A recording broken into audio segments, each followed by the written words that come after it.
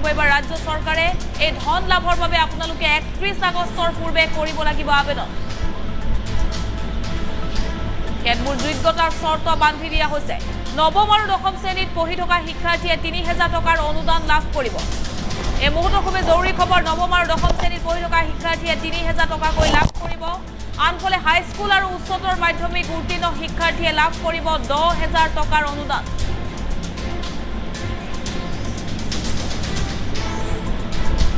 উচ্চতৰ মাধ্যমিকত পঢ়ি থকা শিক্ষাৰ্থীয়ে 5000 টকা লাভ কৰিব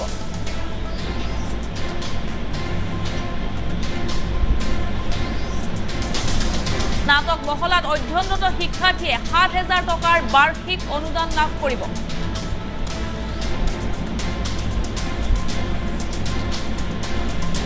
বিভিন্ন বিষয়ৰ উচ্চ শিক্ষাৰ বাবে 25ৰ পৰা 35000 টকাৰ অনুদান দিয়া হ'ব শিক্ষাৰ্থীক অৰ্থাৎ 35000 টকা পৰ্যন্ত শিক্ষাৰ্থীক এবাৰ অনুদান দিব হিমন্ত চৰকাৰে চাহ জনগোষ্ঠীৰ স্বনিয়োজিত যুৱক যুৱতীলৈ 25000 টকাৰ বাৰ্ষিক অনুদান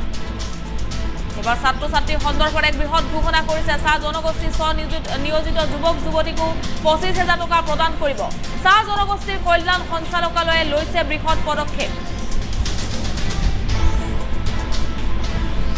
2022 আৰু 23 বিত্তীয় বৰ্ষৰ আঁচনিসমূহৰ বাবে অনলাইনৰ জৰিয়তে কৰিব পাৰিব আবেদন ইতিমধ্যে মুকলি কৰা হৈছে ৱেবছাইট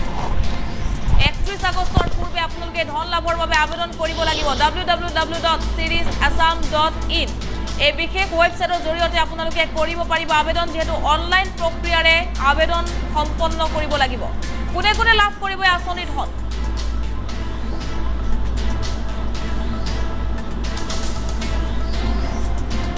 যেটো যোগ্যতা শৰ্ত বান্ধি দিয়া হৈছে আবেদনকাৰীসকল অসমৰ বাসিন্দা হ'ব লাগিব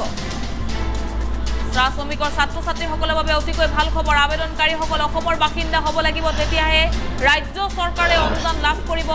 ছাত্ৰ ছাত্ৰীৰ বেংক একাউণ্ট থাকিব লাগিব যেটো বেংক একাউণ্টত পোনপটীয়াকৈ ধন প্ৰদান কৰা হ'ব গতিকে প্ৰত্যেকৰে বেংক একাউণ্ট থাকিব লাগিব বুলি জনাইছে চাহ শ্ৰমিক প্ৰাক্তন চাহ শ্ৰমিক সম্প্ৰদায়ৰ প্ৰমাণপত্ৰ থাকিব লাগিব